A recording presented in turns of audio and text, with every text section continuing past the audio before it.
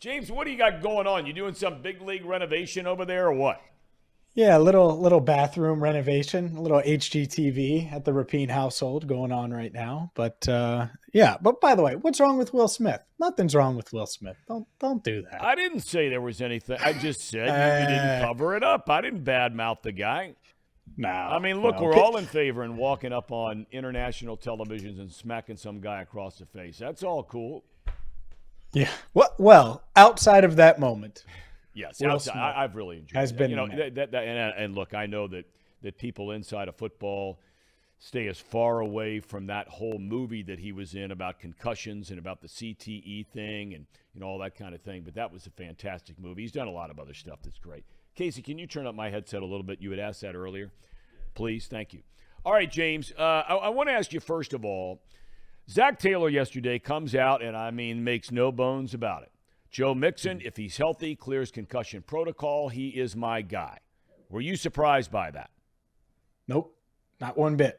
And it's what I've heard throughout this time, and I think it's been good fodder outside of the building, but there really is no question inside the building about who the Bengals starting running back is. Now, does that mean that Samaje Perine won't get more touches or that they're even more comfortable than they were prior to Joe Mixon's concussion with Perine in big moments? No, I think he certainly earned more carries, more snaps, potentially more touches because he can do everything. And so if you have a running back that can do everything at a relatively high level across the board, use him and keep Joe Mixon fresh. And much like they did at Oklahoma, they can keep each other fresh and get the most out of both backs. So in a tandem running back league, I get what they're paying Joe Mixon. That can't matter when it comes to keeping him fresh and doing what's best for the team. And so I do think that getting Pirine more snaps compared to what it was and where he was pre Joe Mixon getting injured is that needs to change. But as far as the starting job, yeah, it's Joe Mixon's job for sure. But James, look, you watch this team in practice every day. I love Joe Mixon. I think he has been just an outstanding player here since the day he set foot in Cincinnati. And he's been a good citizen off the field, too. And I think there's a lot to be said for that after everything that was going on around him in Oklahoma when he came out of the draft. But, James, when you're sitting there up in the press box watching the game, and you were there last Sunday, this team looks different with Pirine to me. Am I wrong on that? They just look to me like there's an edge, there's an attitude, there's a toughness. And I know Mixon's a tough guy, and I know he cares, and he's a passionate player, but they just look different. Am I wrong about that? Well, they may look different because this offense has evolved. They may look different partially because Pirine's in there, and he is a better pass blocker than Joe Mixon. There's no denying that.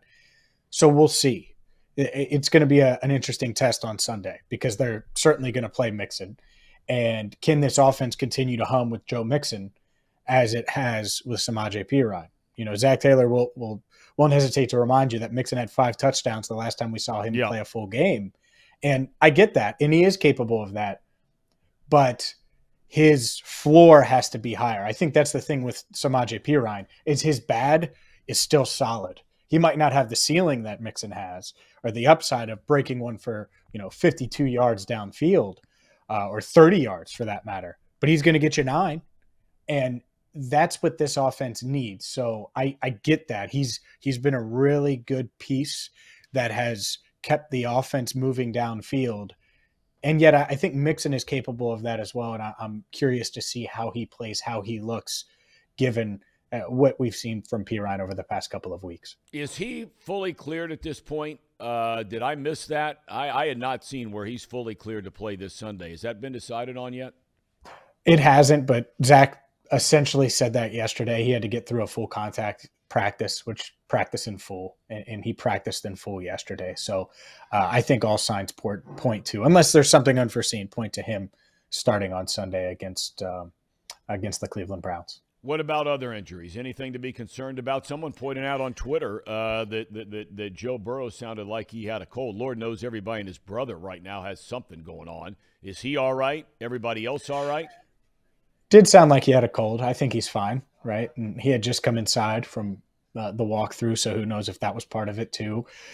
Everyone seems okay outside of Hayden Hurst, and that's the one where I don't think you're going to have him this week. He was in a boot yesterday, and that's to obviously help with that calf injury that he suffered. But I watched him test the calf out on the sidelines before they even announced the injury in the first quarter on Sunday, and you could just tell he was frustrated because it did not get to where he wanted it. And so if their adrenaline's pumping and you're not able to go back out there with something like this, you do wonder how serious it is. But I would be shocked if Hayden Hurst plays on Sunday, and looks like he could miss multiple weeks. I got to tell you, you look at three areas of this team, and I'm just going to set aside. I'm not going to dismiss the defense and the job that Lou Anarumo has done as defensive coordinator and the secondaries coach and the linebackers coach, defensive line coach. But when you look on the offensive side of the football, Hurst is now hurt. Sample's out for the year. Wilcox has really done a good job. Really good job, especially blocking. He's capable of catching a ball. So what I'm getting at here is when you look at the staff under Zach and under Brian Callahan, running backs coach, P. Ryan has stepped in there, and you can make the argument they've been better with him in there. Whether or not you want to agree with that or not, he looked really good last week starting and getting all the carries. The offensive line, and much was made about their struggles early in the year. Tight ends coach and all that's going on there. This looks like, and maybe everybody's saying duh, but it seems like the staff and not necessarily the guys that get all the pub and their names off the top of your head have been very, very good for this Bengals franchise. Totally agree. And I'm glad you pointed that out because I'm the first one to rip Taylor during, game management decisions and things like that in crunch time. But I think overall the entire staff's Taylor on down. They've evolved. They've gotten better. They've improved as the season has gone on. And part of that is adjusting, pivoting, being open to new ideas, being open to changing your run game from a wide zone to a power scheme to open things up and suit your offensive line that didn't play together in the preseason. There were a lot of people frustrated with Frank Pollock and his teachings. Well, it's working now, right? And so I agree with you. I think they've done a tremendous job. To go 3-1 without Jamar Chase, I don't think the staff, I don't think this team, either one, was capable of doing that last year. And they were able to do that and make a run despite not having, their best skill player. So that's just one example. You're right, losing Drew Sample. He was a big part of what they do, even though he's not a flashy name, and fans don't, think of Drew Sample as one of the stars on this team. And so losing him, well, now you're asking Hayden Hurst to block more. And that was kind of a knock on him coming into this season. And when they signed him in free agency, he's been a solid blocker. It made a highlight tape against the Titans a couple of weeks ago. I know that went viral on social media. So the depth of this team has been tested, which is something we didn't really say last year. And they've been able to not only keep their head above water, but get better as the season's gone on. And so the assistant coaches, James Casey, the tight ends coach, Frank Pollock, everybody up and down this staff deserves credit because they've done a really good job. And that's why the big reason why the Bengals are 8-4 going into Sunday's game. Okay. Sunday's game. You talk about it on your podcast. You've written about it. We've talked a lot about it on this show. If you're going to, make the statement that the Bengals are in the Titans' heads, right? They've beaten them, right? And they're in the Chiefs' heads, okay? Yeah. 3 times beating Patrick Mahomes and the Chiefs in this calendar year. You certainly have to agree that there's a possibility the Browns very much live inside the Bengals' heads. What are you hearing? Not necessarily on the record because, we've seen and heard a lot of that. What are you hearing sort of off the record inside that Bengals locker room about their approach to this game and finally getting over the hump and Burrow finally beating Cleveland for the first time in his career? As weird as it sounds, I think they're approaching this just like they would any other divisional game. And by the way, that's a heightened sense of attention to detail and focus just because it is a division game. But this idea First off, and I get it. I get the heads thing. I haven't written that about the Chiefs, by the way. I don't necessarily think that's true. I think Burrow's outplayed Mahomes, and that's why. I don't think one's in the other's head or anything like that. It might be a bad matchup. And by the way, the Browns might just be a bad matchup for the Bengals. They can run the ball, they can get off to a fast start, and they can pressure Burrow. Maybe that's all this comes down to. But I watched Burrow in his second game carry the Bengals at First Energy Stadium against a much better Browns roster and almost beat the Browns on Thursday night.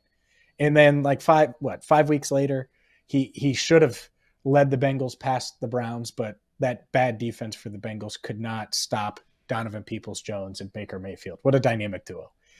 Last year, Burrow was bad. And earlier this year, obviously, they struggled on Monday Night Football. So I don't think it's as bad. I don't count the Week 18 game last year because no one was playing.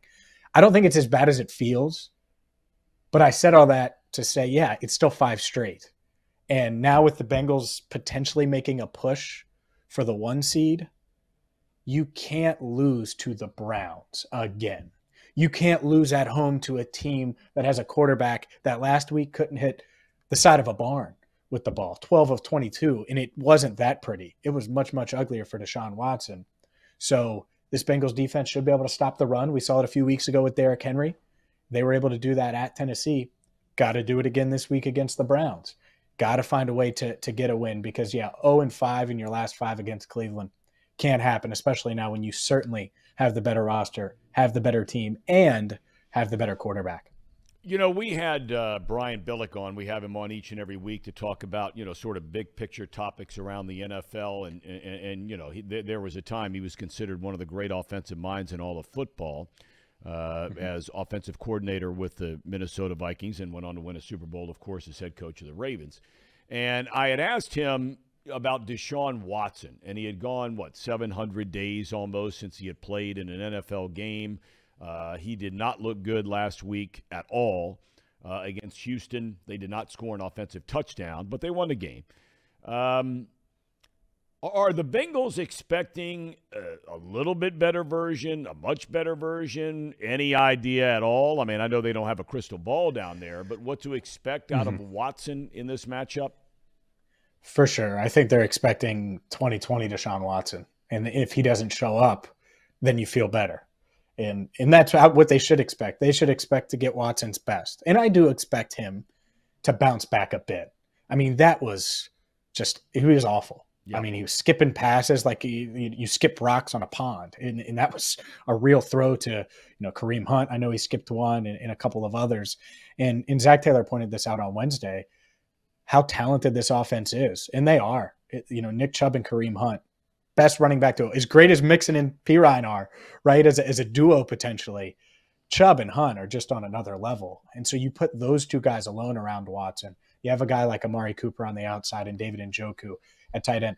They have weapons now, and it does come down to Watson a bit. But I think the key, get off to a good start early and take away the run early. Because if you let that run game get going, the short passing game get going to these running backs, it's just going to open things up for Watson. It's going to give him some confidence. Shut the door on that. Say, you might be great at some point for the Browns, but it won't be in week 14. I think the first quarter of this game and the first even few possessions for both the Bengals offense and defense are so huge in determining the outcome of this one.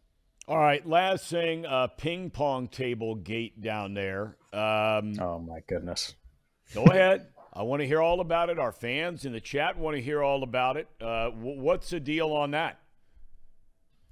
There is no deal. Okay. And I hate this because it's like, Battle of Ohio week. They've lost 5 straight and they've given up the ping pong tables. This has happened a couple of times this year. I know it happened after the bye, I believe, or right before the bye. I think it was before the bye when they really needed to get a win against the Panthers. And I assume the cleaning crew came through and vacuumed everywhere or something, but the tables were put up for like a day. Coaches didn't know about it. They were put up for whatever reason. But I know Jermaine Pratt wanted to play a game yesterday. So I don't think that this is we really have to focus after losing 5 straight to the Browns. I think this is, more of what, for whatever reason, they randomly got put up. And I expect them back today, certainly tomorrow, because tomorrow's a big ping pong day in the Bengals locker room. Who's the best ping pong player on the team? Do you know? Oh yeah, I do. Trent Taylor is Not a probably the surprise. That best. dude strikes me as a kind of guy that he's probably great at everything. Yeah, I mean he's really good. Usually he's at the top of their their charts or their power rankings or whatever you want to say, depending on who you ask. Mitch Wilcox in the mix. Burrow, usually third or fourth. Tyler Boyd has certainly improved and is in that mix. The other one, Chidobe Awuzie, was certainly in the conversation before his injury. And then Jesse Bates is sneaky good. And he doesn't play a lot, at least in front of us, but when we've seen him, he's been really, really good. So those are the top guys that I've seen. Well, see, I mean, where are you going to get that kind of information, fellas? I mean, where are you going to find out who the best ping pong player is on the Bengals roster, except from James Rapien and appearing and kind enough to join us here on Off the Bench? Yeah, thanks for having me. Hopefully the construction guy's too loud. I was hoping I was trying to mute it. Never heard them one time. Obviously, they're not doing their job. They're out having a schmag out front. You might want to get on probably about that. Oh, All man. right. James, have fun down there. Thank you so much, as always, for your time. We really appreciate it. All right. Sounds good. Thanks, Thom. Right. James Rapien, kind enough to join us. All the coverage you'd ever want of the Cincinnati Bengals. You can get it with James Rapien and from James Rapien, whether it be in his podcast form, whether it be in written form, whatever it might be.